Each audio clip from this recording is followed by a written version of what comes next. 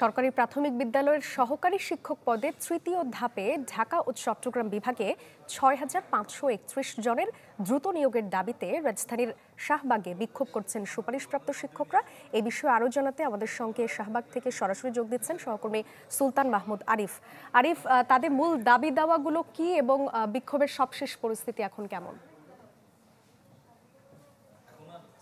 তারা নিয়োগের যে দাবিটি তারা তুলছেন, তারা সুপারিশপ্রাপ্ত হয়ে কেন নিয়োগপ্রাপ্ত হবেন না, এবং ৬,৫৩১ জন প্রাথমিক সহকারী শিক্ষক তারা এতক্ষণ পর্যন্ত শাহবাগ যে জাতীয় জাদুঘর, সেই জাদুঘরের সামনে তারা অবস্থান নিচ্ছিলেন।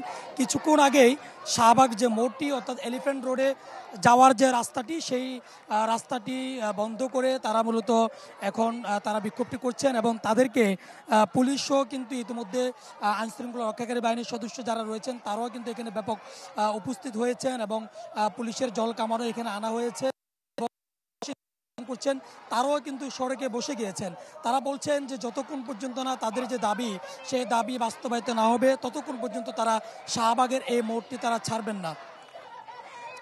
এই দাবিতে তারা মূলত অবস্থান নিয়েছেন এবং তারা আজকে প্রথম নয়, আজকের দিন নিয়ে টানা অষ্টম দিনের মতো তাদের এই অবস্থান।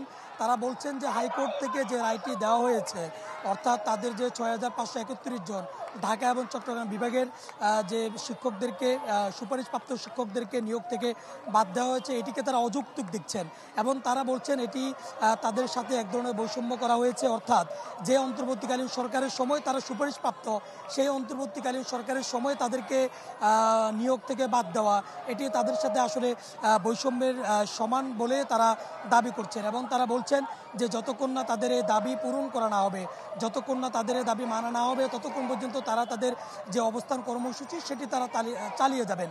এবং ইতিমধ্যে আপনি দেখতে পাচ্ছেন যে শাহবাগের যে মূল সড়কটি অর্থাৎ এলিফ্যান্ট রোডে যাওয়ার যে রাস্তাটি, সেই রাস্তা দিয়ে যান চলাচল এখন বন্ধ রয়েছে এবং পাশাপাশি আইনশৃঙ্খলা রক্ষাকারী বাহিনীর সদস্যদের উপস্থিতি কিন্তু এখানে বাড়ছে।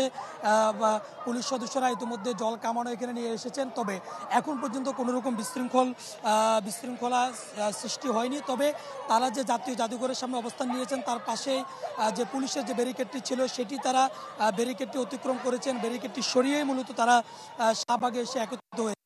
শাহবাগের যে গোল চত্বরটি রয়েছে সেখানে একত্রিত হয়েছেন। তবে ধীরে ধীরে তারা পুরো গোল চত্বরটি আয়ত্তে নেওয়ার জন্য তারা চেষ্টা করছেন এবং তারা বলছেন যে যতক্ষণ পর্যন্ত না তাদের যে দাবি, অর্থাৎ যে ৬,৫৩১ জন সুপারিশ প্রাপ্ত হয়ে তাদেরকে যে নিয়োগ দেওয়া হচ্ছে না, প্রথম এবং দ্বিতীয় ধাপের শিক্ষকরা যেভাবে।